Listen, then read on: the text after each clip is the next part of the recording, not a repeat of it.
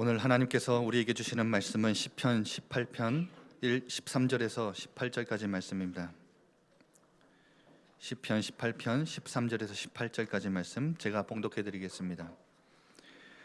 여호와께서 하늘에서 우레소리를 내시고 지존하신 이가 음성을 내시며 우박과 숯불을 내리시도다. 그의 화살을 날려 그들을 흩으시며 많은 번개로 그들을 깨뜨리셨도다. 이럴 때에 여호와의 꾸지람과 콧김으로 말미암아 물밑이 드러나고 세상에 터가 나타났도다. 그가 높은 곳에서 손을 펴사 나를 붙잡아 주시며 많은 물에서 나를 건져내셨도다. 나를 강한 원수와 미워하는 자에게서 건지셨으며 그들은 나보다 힘이 세기 때문이로다. 그들이 나의 재앙의 날에 내게 이르렀으나 여호와께서 나의 의지가 되셨도다. 아멘. 지금 담임 목사님 나오셔서 세상은 나보다 힘이 세다라는 제목으로 말씀 전해주시겠습니다. 지난주가 종교개혁주일이었습니다. 기념일이죠. 1517년에 마틴 루터가 10월 31일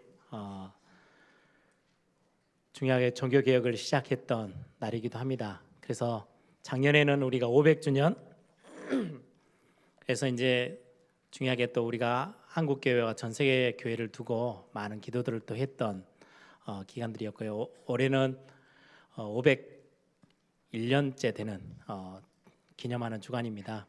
지난주 종교개혁하는 그래서 캐톨릭에서 중세교회에서 교회가 많이 타락하고 중요한 복음 다 잃어버리고 또 복음을 다 희석시키고 거의 뭐 복음과 상관없는 것들로 교회를 가득 채우고 있을 때 하나님의 은혜를 하나님이 주셔서 교회가 다시금 새롭게 개혁되어지도록 축복하셨던 중요한 또 시작이 1517년 10월 31일 날 시작되어졌죠. 그래서 저와 여러분은 개혁교회 안에 속해 있습니다. 그래서 여러분들이 종교개혁주일이 지나가면 여러분들이 꼭 한 5단어는 여러분들의 마음에 꼭 알고 계셔야 됩니다. 거의 중세교회라는 거는요, 초대교회 바로 이후에 시작되었던 교회를 중세교회라고 합니다. 초대교회가 엄청난 핍박 속에서 교회를 지속하고 그 안에서 복음의 핵심들을 놓치지 않고 전달하고 언약을 또 전달해서 바울 시대 이후로도 한 250년이 지난 뒤 313년에 결국은 정치적으로 보니까요, 기독교인들이 너무 많아졌어요. 정치적으로 기독교를 공인화하고 붙잡아야만이 나라가 유지가 되겠다라는 판단이 서서 콘스탄틴 황제가 기독교를 공인화시키면서 완전히 이제 교회가 힘이 실리기 시작했죠. 전체 정치인들이 전부 다 황제로부터 시작해서 교회를 다 나오기 시작하니까 결국은 교회에 힘이 실리니까 교회는 타락하기 시작했어요. 그게 이제 중세교회의 시작입니다. 핍박을 받을 때는 굉장히 순수함을 지켰는데 많은 것들을 이득이 생기기 시작하고 많은 복이 오니까 또다시 이제 복음을 잃어가 버리는 현실. 그게 이제 거의 1500년 가까이를 진행을 하다가 1517년에 종교개혁이 시작되어졌죠. 그 핵심에는 오직 성경이란 단어가 있습니다. 중세교회가 지내가 오면서 평신도들은 성경을 읽을 이유 없어. 성경을 읽으면 엄청난 죄악이에요. 함부로 성경을 읽고 판단하고 해석해서는 안 되기 때문에 아예 성경 자체가 원어로 돼 있는 헬라어, 히브리어 말고 라틴어로까지만 딱 번역이 돼 있고요. 더 이상 번역을 하지 않았어요. 그러다 보니까 그냥 사제들만이 성경을 읽고 사제들이 하는 말에 모든 신앙생활의 어떤 핵심을 다 그냥 따라가야 되는 거예요. 성경이 뭐라고 말하는지 잘 몰라요. 왜요? 성경을 평신도들이 읽을 수가 없으니까. 그때 마틴 루터가 제일 큰 사역이 뭐냐니까요. 성경을 모든 성도들이 읽을 수 있도록 그때 당시 독일어로 성경을 번역하기 시작해서 성도들이 성경을 읽어보니까 이제까지 교회가 했던 이야기들이 참 많이 틀린 게 너무 많거든요. 그러면서 전체적으로 교회들이 확 달라지기 시작했죠. 그래서 예전에는 교회가 성경 위에 딱 올라서서요, 성경을 이리저리 다 쪼개가지고 자기들의 입맛에 맞게끔 성경을 전달했어요. 성경은 좀 밑에다 두고 성도들에게는 이게 하나님의 말씀이야라고 하면서 교회가 하고 싶은 이야기를 다 했던 거죠. 그래서 제일 먼저 종교개혁을 일으키면서 제일 강하게 딱 붙잡았던 게 오직 성경. 우린 사람의 말도 아니고 교회의 말도 아니고 하나님의 말씀을 진짜 붙잡아야 돼. 성경이 뭐라고 말씀하시는지, 성경만이 무엇하고 성경만이 우리의 신앙의 대상이야. 딱 붙잡았던 핵심이 오직 성경이라는 단어입니다. 이 성경에서 우리의 구원의 길에 대해서 우리의 모든 죄를 해결받고 하나님 앞에 나아갈 수 있는 길이 딱 하나 있는데, 그게 바로 오직 그리스도.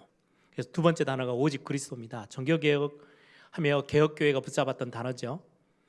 오직 성경, 이 성경에서 유일하게 우리에게 구원의 길을 제시하고 있는데 그게 바로 오직 그리스도. 다른 길이 없다는 거예요. 이제까지 교회가 그렇게 가르치지 않았었거든요. 중세교회가 면죄부도 팔고, 면죄부는 뭐예요? 죄를 용서받을 수 있는. 그래서 저 지옥 아랫목에 있다가도요, 헌금을 많이 하면요 싹 하고 천국으로 옮겨가요. 베레베레 이상한 교리를 다 만들어서 성경과는 아무 상관없고 구원과는 상관없는 말들을 가르치고 행하고 있었어요. 그래서 오직 성경을 들고 나오면서 성경에서는 구원의 길을 딱 하나만 제시하고 있어. 오직 그리스도. 내가 곧 길이요 진리요 생명이니 나로 말미암지 않고는 아버지께 올 자가 없어.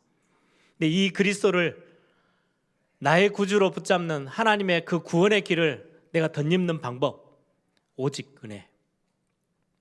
선행도 아니고, 이거는 내 나름대로의 어떤 공로도 아니고, 중세교회가 제일 많이 강조했던 게 선행과 공로거든요. 그리고 헌금 많이 하고 뭔가 선을 많이 행하고 껍데기를 가지고 막 뭘 해야 하나님에게 이렇게 눈도장이 딱 찍히는 거예요. 아니요, 하나님은 우리에게 은혜로 구원의 길을 여셨어요. 하나님의 사랑 안에서. 그래서 오직 은혜. 우리가 구원받을 수 있는 하나님이 베푸신 거는 은혜 말고는 다른 길이 없어. 오직 은혜로. 이 은혜를 내 것으로 딱 소유할 수 있는 유일한 답, 그게 오직 믿음입니다. 대단한 일을 행한 게 아니고요, 하나님 앞에서는 은혜 말고는 다른 길이 없어요. 이 은혜를 베푸신 하나님의 구원의 손길에 우리는 믿음으로 반응하는 거예요.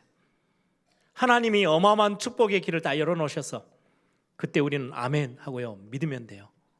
다른 길이 없어요. 그래서 이 믿음 속에 들어온 하나님의 자녀들이 마지막 남기고 가야 되는 거, 오직 하나님께만 영광.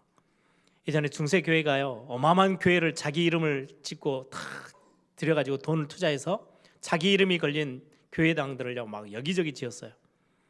하나님께 영광이 가는 게 아니고요, 모두 다 사람에게, 모두 다 교회에 막 예배당에 눈에 보이는 것에 다 치중하고 있을 때 종교개혁은 교회를 개혁하면서요 오직 하나님께만 영광. 이 다섯 단어가 종교개혁에 있어서는 굉장히 중요한 단어입니다. 여러분들이, 우리는 개혁교회 안에 속해 있기 때문에 오직 성경, 오직 그리스도, 오직 은혜, 오직 믿음, 오직 하나님께 영광, 이 단어들은 여러분들이 마음에 딱 두고 계셔야 돼요. 그래서 우리 교회 종교개혁 뭐지? 라고 물어보면요, 이 정도는 딱 여러분들이 답할 수 있어야 되겠죠. 오늘 우리는 하나님의 말씀 속에 시편 18편을 우리가 같이 함께 읽었습니다. 이 말씀을 가지고 우리가 묵상하며 또 함께 나누면서 하나님의 음성, 하나님이 우리에게 주시는 은혜, 이렇게 오늘 붙잡기를 원합니다. 사실 저에게 있어서의 시편 18편은 굉장히 의미 있는 성경 본문입니다. 제가 대학 4학년 때쯤 됐을 때죠. 대학 1학년 때부터 세계복음화 하겠다고 엄청 설치고 다녔는데도 불구하고 내 개인에게 있는 답답함, 내 개인에게 와 있는 현실의 문제, 내 주변에 있는 상황, 여러 가지 갈등들 참 넘어서기가 힘들었어요.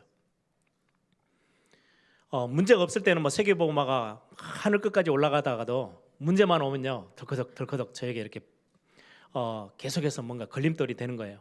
다른 사람들에게는 표를 안 내고, 제가 제일 잘하는 게 제 전문성 하나 있다 그랬죠. 굉장히 믿음 있는 척하는 거. 저는 어렸을 때부터 목회자 자녀로서 그거 하나만큼은 엄청난 전문성을 가지고 제가 살았거든요. 그런데 하나님 앞에서만큼은 이건 감출 수가 없겠더라고요. 어느 날 제가 아버님이 교회를 개척해서 얼마 되지 않았기 때문에 교회가 이렇게 사이즈가 커지지도 않고요, 굉장히 경제적으로도 어렵고 집을 집에 붙어 있었으면 뭐 밥이라도 대충이라도 먹을 건데 집을 떠나 있으니까 이제 밥도 사 먹어야 되죠. 다 모든 게 다 돈으로 돈이 들어가야 되는 일이에요. 집에 머무는 것도. 그래서 4학년 때쯤 돼서는요 이제 돈이 많이 없으니까 친구하고 같이 자취를 하다가 자취하면 돈을 함께 모아가지고 뭐 어떤 월세를 내야 되는데 그 월세 낼 만한 돈이 부족한 거예요. 이 사정을 알고 제 1년 선배가 자기 집에 와서 있으래요. 돈 조금만 내고. 그래서 그때 당시 제가 한 월 2만 원, 3만 원 이렇게 낸 것 같아요. 그래서 학교하고 한 1시간 반 정도 떨어져 있는 집인데요. 집이 1층, 2층이고 위에 이제 옥상에 조그만하게 방 하나만 만들어 놓은 옥탑방이에요. 슬랍으로 이렇게 뚜껑만 딱 덮어놓기 때문에 여름에 제가 지냈는데요. 한 6개월, 7개월 지냈는데요. 죽겠더라고요. 이게 열이 안 빠져요. 그때는 무슨 선풍기를 살 돈도 없으니까 그냥 열이 식을 때까지 무조건 기다려야 돼요. 그럼 저녁 늦게 일부러 이제 집에 들어가면 학교 공부 마치고 들어가면 이게 완전히 대표져 가지고요. 딱 사우나 찜질방 온 것 같아요. 그럼 새벽 한 4시쯤 5시쯤 돼야 열이 빠져요. 그때서야 잠깐 잠들었다가 또 학교하고 집이 머니까 또 아침 일찍 서둘러서 또 버스 타러 나와야 돼요. 그렇게 해서 몇 달을 지내는 중에 이제 몸이 이렇게 컨디션이 안 좋아져 가지고 독감이 제가 걸린 것 같아요. 한 일주일 넘게 꼼짝도 못하고 열을 막 펄펄 끓죠. 누가 내 주변에 있는 사람 아무도 안 오죠. 그때 제가 지금 생각하면 참 하나님 앞에 감사한 제목인데 정말 체험하기 힘든 그런 감정의 변화, 그냥 몸이 좀 아프다, 뭐 뼈가 부러져서 아프다, 그래서 몇 달을 견뎌야 돼 이런 개념이 아니고요. 마음이 힘드니까 이건 어떻게 감당이 안 되더라고요. 모든 환경 상황이요. 제 주변에는 나를 도와줄 수 있는 사람이 아무도 없이 보여지고 내 상황은 너무너무 안 좋고 주변에는 사람도 없고 몸도 힘들죠. 마음도 힘들죠. 막 이게 막 짓누르는데요. 사람들이 그래서 우울증이 걸리고 공황장애 같은 이상한 병들이 생기기도 하겠구나. 여기서 내가 감정선이 한 발만 내가 딱 더 나가면 그래서 자살하는구나. 이게 못 견디겠어요. 이게 감정이 막 계속해서 너무 넘치기 시작하는데요. 이게 몸을 막 움직이면 잊어버리라고 할 건데요. 일주일 내내 여러분들 누워서 손 하나라도 깜짝 못하고 밥도 못 먹고 지칠 대로 지쳐 있고 생각만 계속 살아 있는 거예요. 그러다 보니까 생각이 넘치는 거죠. 왜 나는 이럴까부터 시작해서요. 별의별 생각이 막 다 막 파고드니까 이러다가 내가 조금 더 생각이 더 많이 가면 자살도 하겠다 이런 느낌이 들 만큼. 그래서 제가 요즘은 하나님이 목회하라고 이런 감정들도 경험하게 하셨구나 이런 생각들을 합니다. 그러는 중에 저는 저의 기도 배경, 저희 부모님에 대한 어떤 기도의 힘 이런 걸요 그때 정말 실제적으로 느꼈어요. 제가 낼 수 있는 힘이 단 하나도 없었어요. 완전 바닥이었었는데 저하고 아무 상관없이요 저의 뒤에서 그냥 누군가가 저를 확 밀어서 일으켜 세우는 그 느낌 있죠. 갑자기 제 마음속에 무슨 생각이 하나 딱 들었냐니까 나보다 더 힘들었던 상황에 처했던 사람들이 시편에 있는 사람들이 하나님의 사람들이야. 근데 그들은 다 승리했잖아. 나는 이대로 가면은 이상한 짓까지 할 것 같은데 내가 말씀을 찾아 읽어야 되겠다. 그 사람들은 어떻게 해서 하나님의 그 어려운 상황에서 하나님에게 은혜 받아서 승리했지? 이 느낌이 갑자기 그 생각이 들어서요. 몸을 일으켜 세워서 기어서 성경책을 찾아서 제가 폈어요. 그때 당시 성경책 찬송가가 뒤에 안 붙어 있었거든요. 성경책을요 딱 가운데 펴면 시편입니다. 시편을 내가 읽어야 되겠다. 다른 거는 생각도 없고요. 딱 폈을 때 저에게 제일 먼저 눈에 들어왔던 본문이 시편 18편입니다. 2절도 채 읽기도 전에요 제 마음이 다 풀렸어요. 저는 그래서 제가 그냥 드리는 말씀이 아니에요. 히브리서 4장 12절 하나님의 말씀은 살았고 운동력이 있어. 진짜 살아있어요. 이게 성경을 몇 시간 읽었더니 힘이 나고 이게 아니고요. 성경 2절도 읽지도 전에요. 나의 힘이 되신 여호와여 내가 주를 사랑합니다. 하나님이 나의 방패가 되시고 나의 반석이시고 이렇게 하는데요. 순간 이게 시편에 있는 모든 저자들이 이 답 있어서 어떤 문제든지 다 뛰어넘었었구나. 그 마음에 딱 들어오는데요. 제가 이제까지 막 억누르고 있었던 그 감정이 다 풀려버렸어요. 얼마나 감사한지요. 저는 그래서 평생 잊을 수 없는 본문이 시편 18편의 내용입니다. 오늘 그 본문 중에 여러분들이 아주 일부분을 읽으셨는데 오늘 일부러 시간을 내셔서 1절부터 50절까지 여러분들 꼭 한번 묵상해 보시면 좋을 것 같습니다. 여러분들의 현실, 오늘 함께 다 같이 예배 자리에 모여 있지만 여러 모양일 거예요. 그렇죠? 어떤 사람은 답답함을 가지고도 있고 현실이 너무너무 꼬여 있어서 어디서부터 실타래를 풀어야 될지도 모르겠고, 어떤 분들은 다른 사람에게 말하지도 못할 만큼 너무 많은 응어리지어 있는 것들이 참 많고, 우리 렘넌트들은 많은 상처들 때문에 그게 여러분들의 발목을 다 잡고 있어서 예배에 와도 말씀이 귀에 들리지도 않고 그냥 예배 자리에 그냥 앉아 있다가 가야 되는 그런 상황들도 비일비재하게 많은 성도들도 있을 겁니다. 분위기가 너무 힘들고 사람의 말, 사람의 행동들 때문에 여러 가지 많은 갈등들이 주어져 있고 그 갈등 한복판에 서 있고, 이걸 어떻게 가야 되지?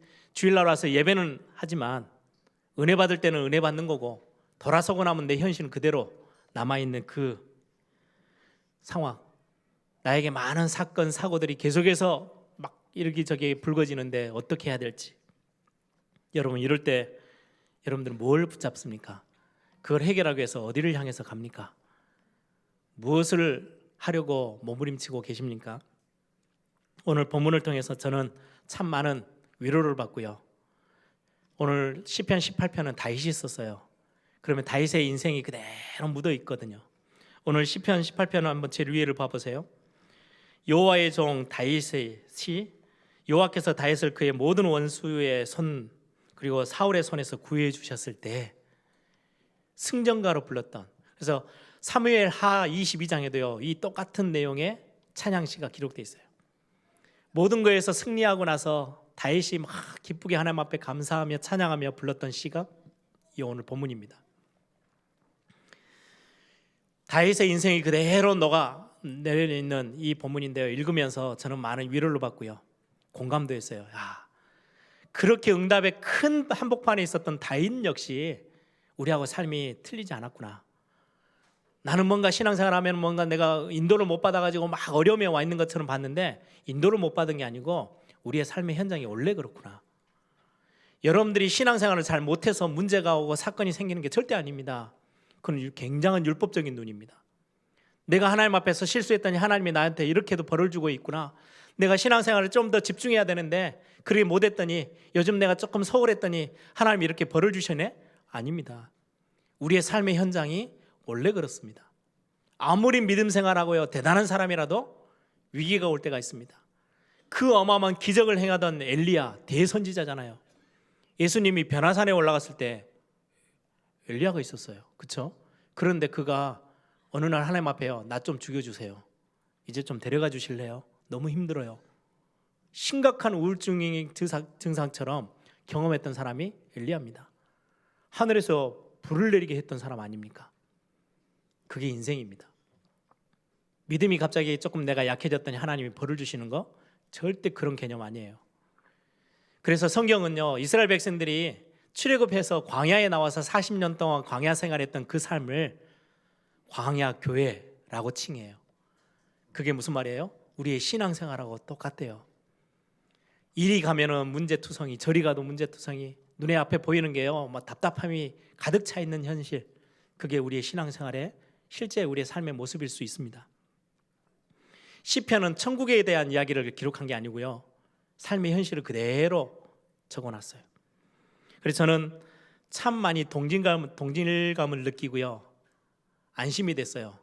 내가 틀린 게 아니구나. 내가 지금 이상하게 해서 신앙생활을 잘못해서 하나님이 벌을 주시고 계시는 게 아니고, 우리가 천국 가기 전 하나님 품에 완전히 다 완벽하게 딱 우리가 들어가기 전 이 땅을 사는 동안에는 이런저런 문제들이 여전히 남아있는 현장이 이 현장이구나. 그러다 보니까 이런 일도 생기고 저런 일도 생기는 거지, 갑자기 내가 조금 실수해서 하나님이 나를 외면하는 그런 시간표가 아니구나. 저는 성경을 통해서 확인했어요. 여러분, 다윗의 고백을 한번 들어보시렵니까? 4절 5절 오늘 본문에 보니까요, 사망의 줄이 나를 휘감고, 제가 지금 읽는 성경은 지금 바른 성경을 제가 읽어 드립니다. 조금 더 이해하기 쉽도록. 사망의 줄이 나를 휘감고 파멸의 급류가 나를 엄습했으며 수월의 줄이 나를 동여매고, 수월은 지옥이라는 단어와 비슷한 단어예요. 죽음의 올가미가 나를 덮쳤다.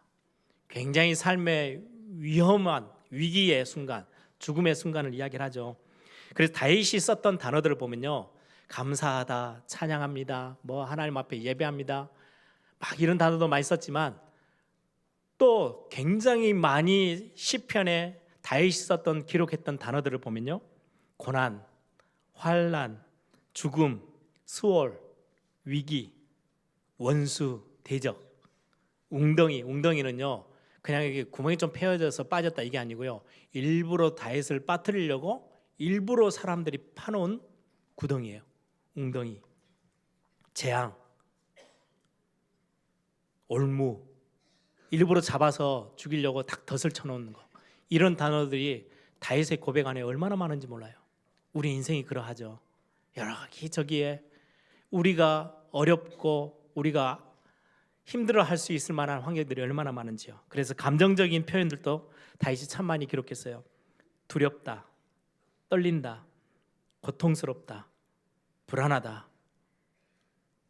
너는 어찌하여 내 영혼아 어찌하여 낭망하며 어찌하여 불안하여 하는고.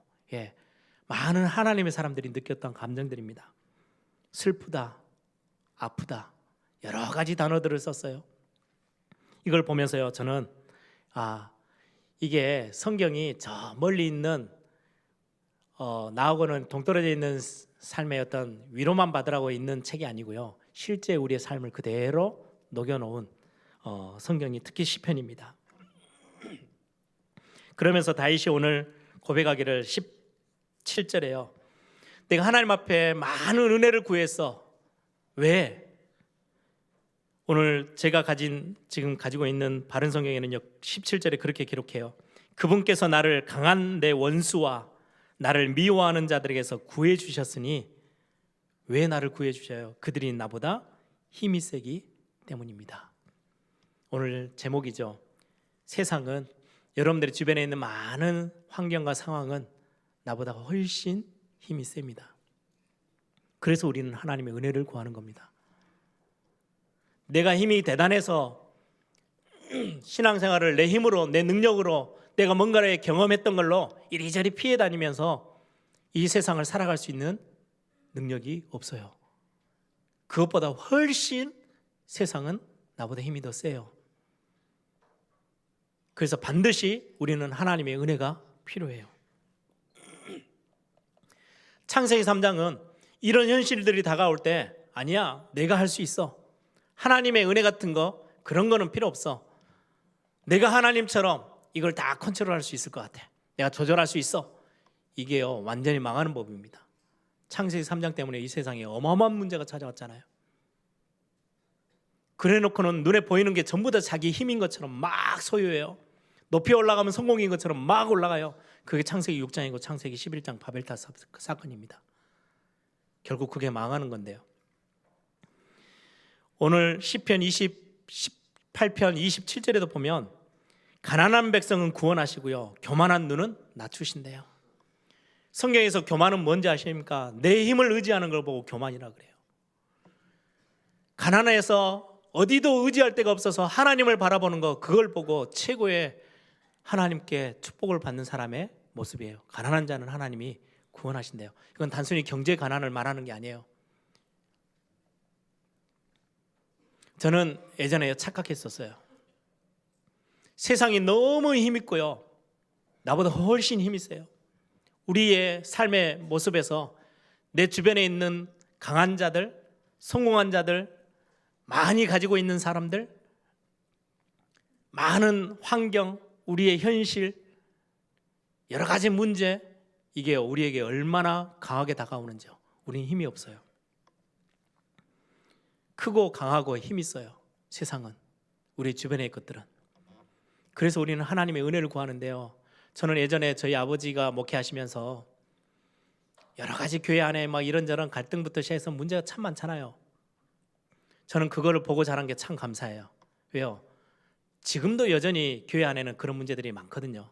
근데 저는요, 씩 웃고 넘어갑니다. 왜요? 어렸을 때 봤어요. 어렸을 때는요, 착각으로 봤어요. 그게 어마어마하게 크게 보이는데요, 아버지는 너무 작게 보이더라고요.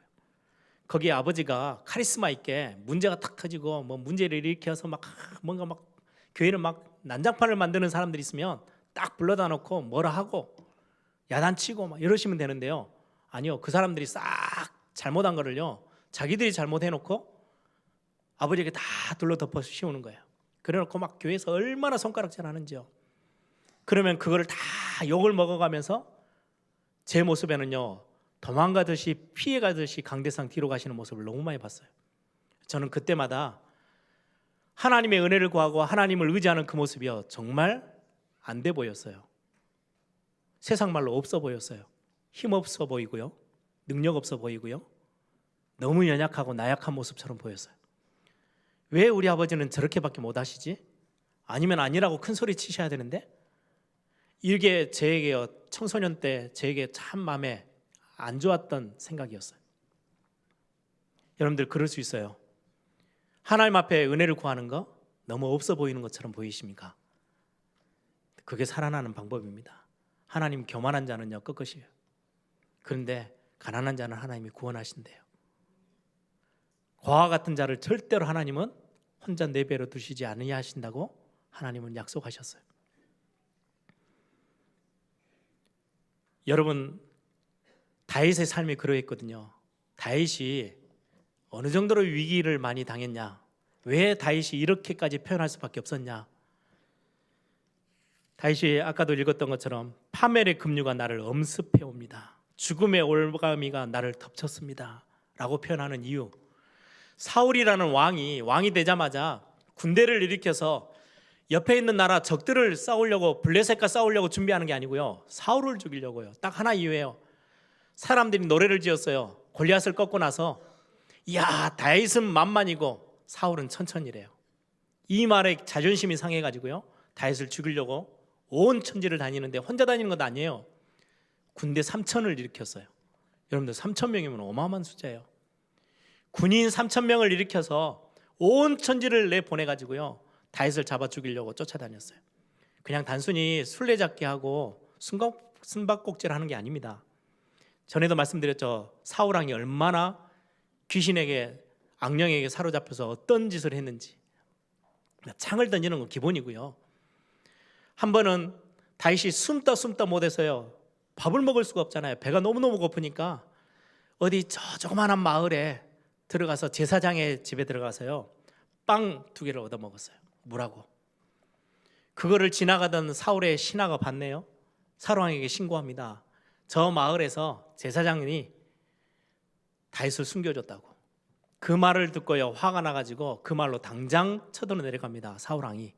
그리고는 그 마을에 있는 제사장들을 다 끌어 모읍니다. 한 자리에 다 모았습니다. 85명. 그 자리에서 다 죽여버렸어요. 어찌 내가 지금 잡으려고 하는 다윗을 너희들이 숨겨줘? 말도 안 돼. 그러면서요, 그 85명의 제사장들을 다 죽이고요, 그 마을에 있는 어린아이로부터 시작해서 노년까지 싹 다 죽였어요. 이게 사울이에요. 그 지금 자세로 3,000명 군대를 데리고요, 온 동네를 돌아다니면서 잡으려고요. 피할 곳이 없어서 다윗이 블레셋 적군의 나라까지 숨어들었잖아요. 거기에서 다윗을 알아보니까 미친 척하고요, 막 수염에다가 침 흘리면서 완전히 미친 사람처럼 행동해서 겨우 빠져나왔죠. 지금 다윗이 하는 고백들입니다. 파멸의 급류가 나를 엄습하고 죽음의 올가미가 나를 덮치고 수월의 줄이 나를 동여매고, 그런 상황에 내가 있어요. 하나님 앞에 지금 고백하는 거죠. 이때 다윗이 찾아냈던 최고의 비밀입니다. 1절에 보니까요, 나의 힘이 되신 여호와여, 내가 주를 사랑합니다. 이게 다윗이 승리했던 비밀의 가장 핵심에 있었던 단어입니다. 나의 힘이 되신 여호와. 오늘 우리는 읽지 않았지만 2절에 보니까 나의 여호와는 나의 반석이시다. 절대 요동치 않아요. 내가 거기서 막 뛰고 난리를 쳐도요, 전혀 흔들림이 없어요. 나의 배경, 나의 산성이시고 요새시고, 산 저 높이 지어져 있는 성이기 때문에요, 함부로 누군가가 쳐들어올 수도 없어요. 나의 구원자 되시고 내 하나님은 내가 피할 나의 바위시며 나의 방패시고 나의 구원의 뿌리시며 나의 피난처가 되십니다. 큰 바위 뒤에, 광야에서는요 허허벌판이잖아요. 큰 바위가 있으면요 겨우 거기에 숨을 수 있어요. 하나님이 그런 나의 바위가 되십니다. 피할 바위. 하나님이 나의 방패가 되십니다. 전쟁터에서 제일 중요한 거는요, 어마어마하게 날라 들어오는 화살, 막 휘저어지고 있는 칼, 그 칼날 앞에서요 막아낼 수 있는 건 방패밖에 없어요. 하나님은 나의 방패십니다. 그분이 나의 구원의 뿌리십니다. 성전에요 구원을 뿔을 상징하는 게 딱 뿔이 있어요. 그거 만지기만 해도요 모든 문제에서 해결받아야 돼요. 그리스도를 상징하죠. 이 단어들은요 거의 대부분 신약에서의 그리스도입니다. 그분이 나의 반석이시오, 나의 방패시오, 나의 산성이시오, 나의 피난처. 여러분들 구약에 있었던 도피성을 아십니까? 피난처입니다. 최고의 피난처. 죽을 죄를 지으면요 돌로 맞아 죽어야 돼요. 그 사람이요 열심히 달려서 도망가서 도피성 안으로 들어가 버리면요 안전해요. 도피성은 그리스도를 상징해요. 그 안에 들어가면요 살아요. 어떤 죄를 지었든 괜찮아요. 지금 다윗이 지금 그 고백을 하는 겁니다. 그러면서 17절 18절에 보니까 그들이 재앙의 날에 나를 덮쳤으나, 지금 제가 읽고 있는 성경은 여러분들하고 조금 다르죠. 제가 오늘은 시편이어서 제가 바른 성경을 읽어드리고 있습니다. 그들이 재앙의 날에 나를 덮쳤으나 여호와께서 나의 보호자가 되셨도다. 나의 의지가 되셨도다. 내가 하나님을 의지했습니다. 내가 하나님을 의지합니다. 나의 힘이 되신 하나님을 내가 바라보고 붙잡습니다. 왜요? 지금 이 상황에서는요 세상이 너무 힘이 세고 나보다 훨씬 강하기 때문에 내가 다른 길이 없어요. 그 세상보다 능한 힘을 가지고 계신 전능자 하나님 앞에 내가 서야 되기 때문에, 세상보다는 세계상과는 비교할 수도 없을 만큼 최고의 창조주 하나님 앞에 서서 그분이 나의 힘이 되시면 나는 승리할 수 있어요. 이 고백을 지금 다윗이 하는 겁니다. 저는 오늘 본문을 읽으면서요 굉장히 통쾌했어요. 굉장히 신났어요. 다윗의 표현들을 한번 보시렵니까? 저는 이 본문 읽으면서요 제 주변에 있는 여러 가지 복잡하고 제가 해결해야 될 문제들이요 너무 작게 보이는 거예요. 왜요? 하나님 너무 크게 보이는 글들을 썼어요. 7절 보실래요? 6절에 하나님 앞에 나의 답답함을 다윗이 고백해요. 내가 환난 가운데 여호와께 아뢰며 나의 하나님께 부르짖었더니 주께서 그 성전에서 내 음성을 들으시고 그 앞에서 부르짖는 나의 부르짖음이 주님의 귀에 이르렀습니다. 하나님이 내 기도의 응답을 들으시더니 7절에요. 이에 땅이 흔들리고 진동하며 산의 기초가 요동하니 이는 주께서 진노하셨기 때문입니다. 하나님이요 듣고는 화가 나신 거예요. 누가 내 자녀들을 건드려? 그거예요. 누가 내 새끼 건드리는 거야? 나와, 이거예요. 하나님이 진노하셨더니요 그 느낌이 뭐냐? 땅이 흔들리고 진동해요. 산의 기초가 막 흔들려요. 여러분, 우리 한국은 아직까지 막 크게 지진이 아직 안 일어나서 그런 것들을 많이 경험 못해도 사람에게 있어서 제일 큰 불안이 그거래요. 땅이 흔들리는 거. 제일 믿었던 거잖아요. 집도 짓고 우리가 서서 다니면서요 제일 믿을 만한 구석이 땅이에요, 바닥이에요. 근데 이게 흔들려 보세요. 저는 일본에서 사람들은 어떻게 사시는지 모르겠어요. 이게 땅이 계속 흔들리는데, 땅이 흔들리는 게요 어마어마한 불안을 가져다 주는데, 하나님이 진노하셨더니 내 기도를 들으시고요 너무 화가 나셨대요. 누가 내 새끼 건드리고 있어? 나와, 이거예요. 그랬더니 8절에요 그분의 코에서는 연기가 솟아오르고, 화가 나니까요 막 코에서 막 확 연기가 나고요, 그분의 입에서는 불이 나와 태우니 그 불에 숯이 되었다. 아예 새까맣게 다 타버렸어요. 하나님이 너무 화가 나서 그 입에서 나온 불 때문에.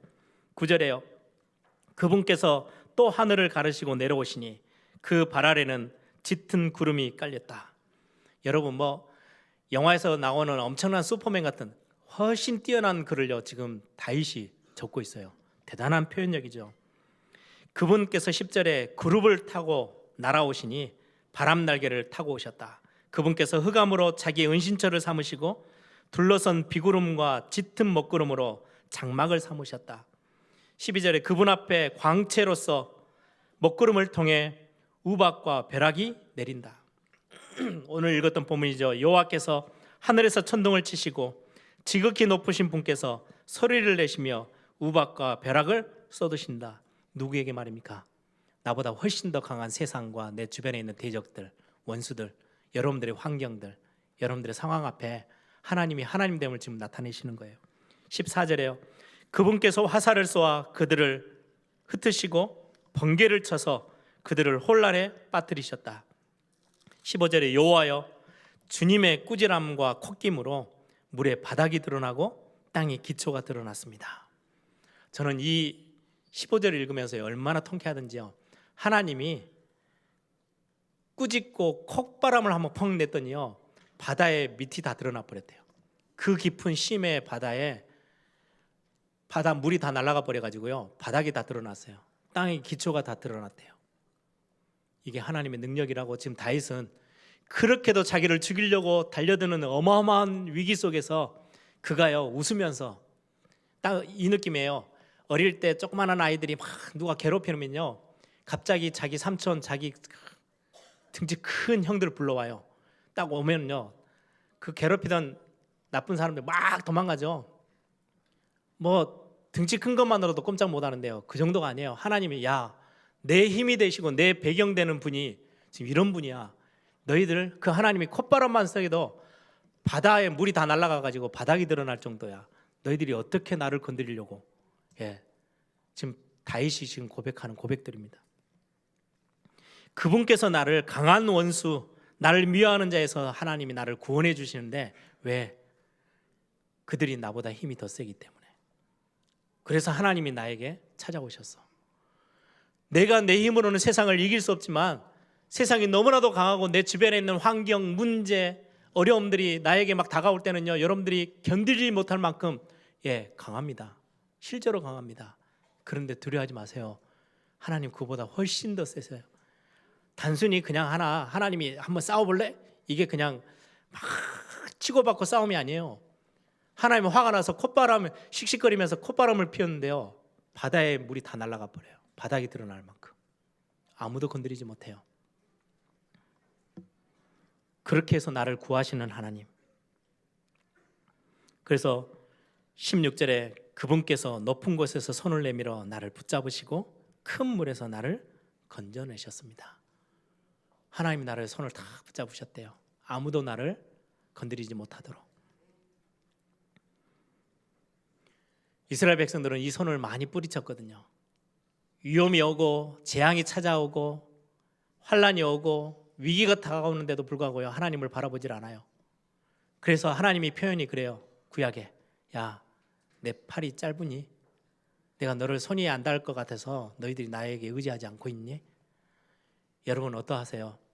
여러분들의 환경이 어떠하든지 하나님을 진짜 의지하시고 붙잡으세요. 하나님이 내민 손을 붙잡으세요. 하나님이 손을 내밀어서 나를 붙잡으시려고 한대요. 여러분들의 직장, 학교, 여러분들 산업의 현장에 참 많이 우리를 어렵게 만들고 우리보다 힘이 너무 강하게 여러분들을 짓누르고 있는 게 참 많죠. 이때 나의 힘이 되신 여호와 하나님, 나의 능력이 되신 하나님, 나를 전능자 하나님의 손으로 딱 붙잡고 있는 여러분들을 발견하시기를 바랍니다. 그래서 이때 여러분들의 선택, 기발한 선택이 하나 있습니다. 오늘 6절에 나오죠.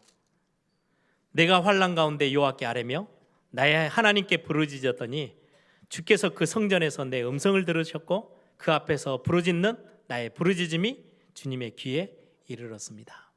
여러분, 기도는요 멋진 겁니다. 기도는 힘 있는 겁니다. 하나님이 이 기도소를 들으시고요, 진노하셔서 세상 앞에 나타나셨대요. 앞에 떡 하고 쓰셨어요. 여러분들의 모든 것들 다 해결하시고 막아주시기 위해서. 여러분들을 문제가 아닌 하나님의 언약, 하나님의 이 약속 붙잡으시길 바랍니다. 다윗이 얼마나 그림과 같은 글을 썼는지요. 상상력이 충분히 발동되도록. 여러분들이 문제가 다가올 때요, 하나님이 콧바람을 끼시는 거를요 상상해 보세요.